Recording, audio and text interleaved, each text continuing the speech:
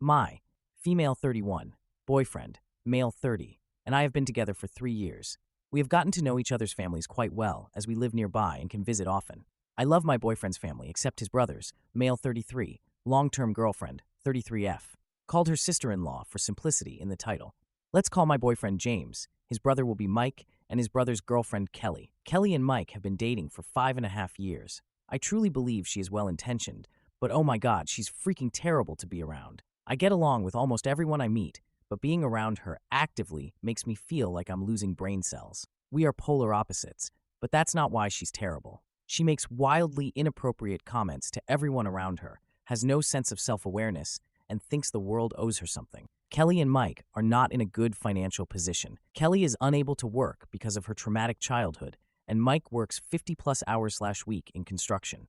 He busts his butt to provide for them, and she spends her days at the local bar with the local riffraff, then complains about not being able to afford to buy a 3-bedroom, 2-bathroom home on several acres of land in our HCOL state. For Christmas, my boyfriend's parents are hosting celebrations, and we are doing a small gift exchange with a max budget of $10 per person, and then everyone drew a name from a hat, and we get that person one gift of up to $50. Total spend is $100 each. So, everyone gets one big gift and a couple of small things. At first, we had no budget, but Mike was concerned about being able to participate, so we set a budget, and James slipped Mike $200 so he wouldn't have to worry about it. It's not Secret Santa, so everyone knows who drew which name.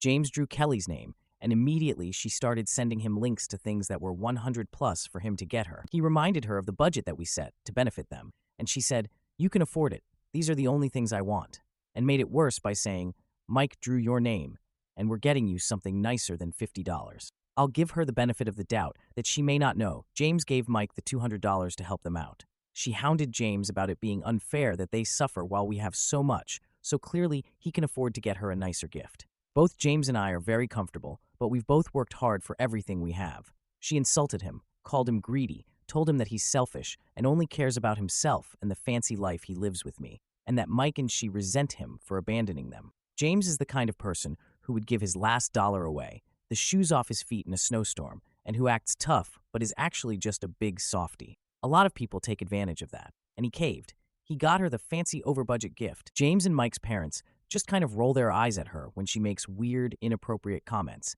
And their mom has confided in me that she's happy at least James picked a normal one, and that she's glad she doesn't have to take care of both of her sons into adulthood. They are completely unaware of what's happened behind the scenes between Kelly and James. I'm not afraid of confrontation, but don't want to ruin Christmas by losing my shoot at her. She's bound to say something or do something because she always does, and I really don't know if I can bite my tongue much longer. I am furious at her. I feel like I'm going to explode if she makes one offhanded comment or snide remark, that I'm betting it'll only take 20 minutes for her to say something stupid. It's not about the gift. We don't care about the money. To me, this is icing on the cake of her already poor behavior. To James, it's just another thing he wants to let slide because he loves his brother, and it makes Mike's life easier if Kelly is happy and not complaining. How can I navigate this and stop her from taking advantage of James in the future? Talking to her rationally is futile. James did try that, and that's how we're here. Edit. Thank you all for the comments. I am going to push pause on this account until after the holidays and will post an update if anything interesting happens. I've decided to go into this armed with a couple of the quick and simple responses that people have suggested in here. My favorites are, "Wow, what an inappropriate comment," or "I can't believe you said that out loud." James and I will chat too after the holidays. I agree he needs to set better boundaries, but we can have that conversation privately after the chaos of Christmas. Happy holidays all. Now for a few comments. GenFeed872 said, "Whenever she says something stupid, reply with a simple, 'What an odd thing to say,' and walk away.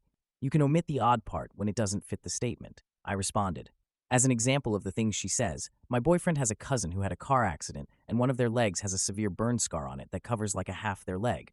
Cousin was wearing shorts when he first met Kelly. First words out of Kelly's mouth were, 'Whoa, what the frick happened to your leg?' It's awful." I do like your suggestion. My facial expressions usually speak for me, but with how she spoke to James, I'm livid. OK Gazelle 5400 commented, "Imagine how hard what a weird thing to say to a person would have hit." I replied, "It's true. Locked and loaded with this one for Christmas for sure." All's Pals suggested, "Did you mean to say that out loud?" Captain Amy Santiago added, "That sounded like more of an inside thought." I said, "This is my favorite so far." Now for the 13-day update. Thank you to everyone who commented. This is a rather anticlimactic update. Christmas was actually lovely. Kelly behaved for the most part, though of course made a few left-field comments. Using mother-in-law and father-in-law for simplicity, but my boyfriend and I are not married. Here are some examples. Mother-in-law opened a gift. It was a turkey baster. Kelly exclaims, "Whoa, father-in-law!"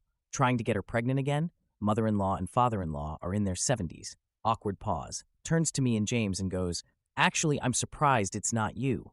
And on recommendations from Reddit, I laughingly responded, "What an uncomfortable thing to say." Kelly went on about how she expected after we took a 2-week vacation, we would be sharing a pregnancy announcement. I responded, "Well, that's kind of weird." I got James a gag gift that says some intimacy innuendo on the butt of a pair of pants. Kelly kept making comments about no one needs to know the details of your intimacy life. Despite that, the pants were a joke. This was repeated all night, but I just ignored it. Otherwise, we had a great time and a great family gathering. I wish I had something more exciting, but the answers I got helped me have a few responses in my arsenal to respond to her weird comments, and otherwise I ignored her. Thanks, Reddit. Now for a few comments.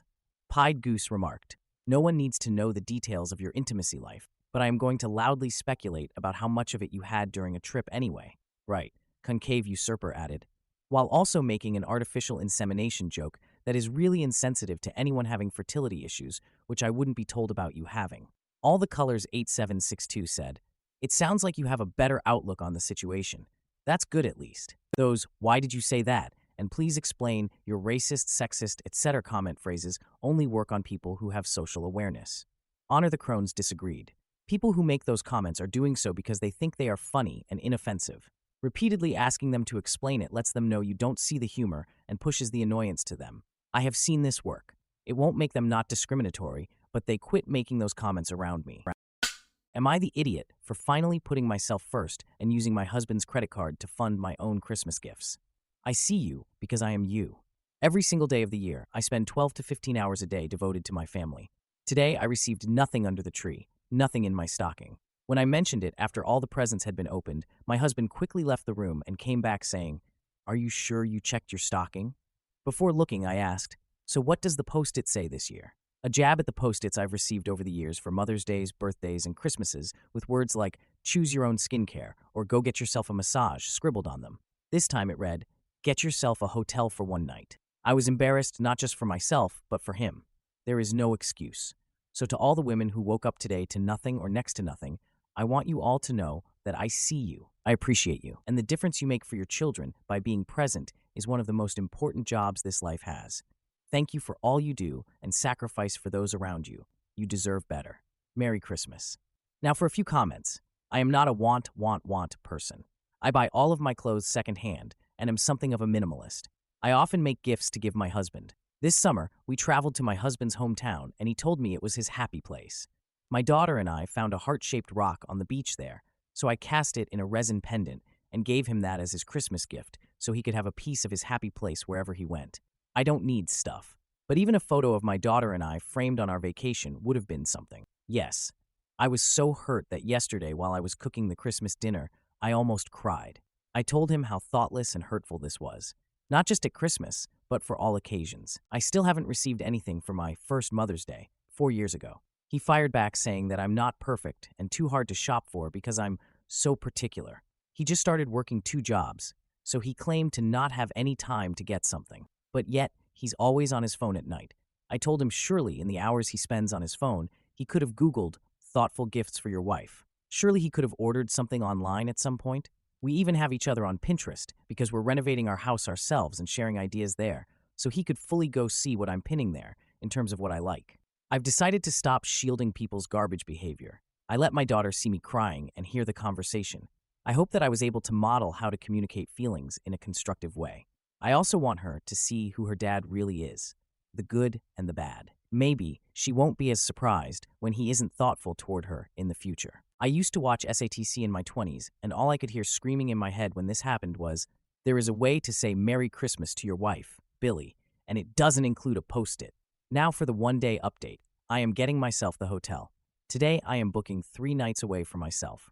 I will be packing all of the gift cards I've received from my mom or coworkers over the years and held on to, waiting for sales or the things I need to go on clearance. That's over.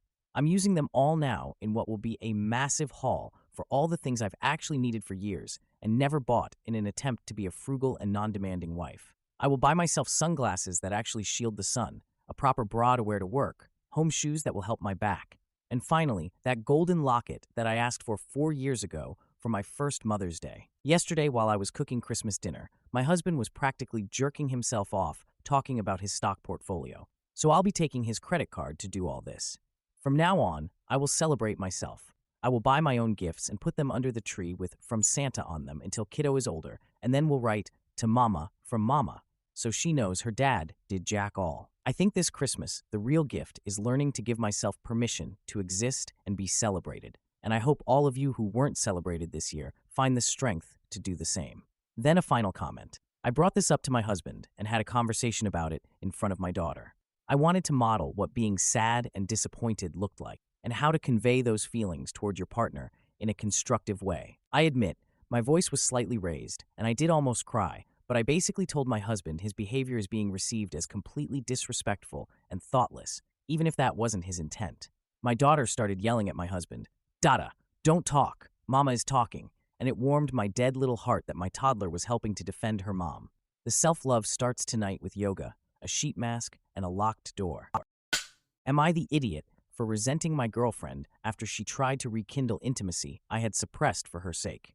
My girlfriend and I have been together for 8 years, and we've never had intimacy. She has had some issues regarding intimacy and has gone to a therapist, realizing she may never want intimacy. I knew this beforehand and was willing to stay sexless because she's a wonderful person. I've never pressured her for intimacy and never expected it, though it was hard for me at times. Non-monogamy was never an option. Fast forward a few years, and my libido is completely gone. I don't do anything intimacy, though I still hug and kiss my girlfriend. I don't even self-intimacy or watch porn anymore. Even if an intimacy scene comes up on a movie or TV, it does nothing for me. Any intimacy drive I ever had is gone. Recently, my girlfriend tried to grab my crotch, and I pushed her away. I asked what she was doing, and she said she wants to try and start being intimacy with me. We had a long talk about why she feels this way, and she says she can't really explain it. I told her I don't want to have intimacy, and she was disappointed. Things have gotten more tense between us, and the other day we had a fight. She says that I'm just doing this to punish her because she wouldn't have intimacy with me before. She says she doesn't believe me when I say my libido is gone. I'm just really frustrated with her now because I was willing to give up intimacy to be with her, and I never made her feel bad about it, and now she's upset with me. Am I wrong in this? Now for a few comments. One commenter said that if this is real, your intimacy development and boundaries are just as important as hers. Consider having a conversation when you're both in a calm headspace. Express your need for patience and communication. It's interesting that your devotion to her caused you to shut down your intimacy drive. Consider having a session with her therapist independently or some other counselor about this. I replied, saying it's hard to explain how I did it, but anytime I felt aroused, I just did things like hitting myself or telling myself to stop several times. I did this because otherwise I'd end up sexually frustrated. Another commenter said, "I don't love hearing that for you. You deserve better." Mainly a supportive partner who's willing to communicate and prioritize your safety and satisfaction as well. It takes two people discussing hard stuff and giving each other grace and all that. This is your story too. Take care of yourself. What you've been through feels a bit traumatic too. Talk to someone qualified, whether it's a private counselor or something else. It's worth the time. Another commenter said, "You broke your brain, dude." Someone else commented, "She says she doesn't believe you when you say your libido is gone. What does she have to say about you being understanding of her issues regarding intimacy for the last 7 years? Sounds like main character syndrome." "I don't know, man, but good luck." I responded, saying she said it's different because she had some trauma regarding intimacy and that I've never been sexually attacked, which is true. Another commenter asked, "Just because you've never been sexually attacked doesn't mean you can't eschew intimacy, but do you want to rediscover your libido? Or do you just want to stay sexless?" I replied, "I don't know. It's been so long that I just got used to it." Now, for the 4-day update. We had a talk. I explained to her what I did to get rid of my libido.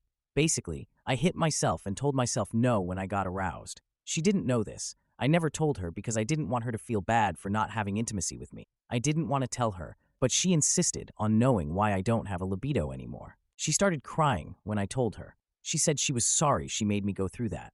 I told her it's not her fault and that it was my choice. We just held each other for a while after that.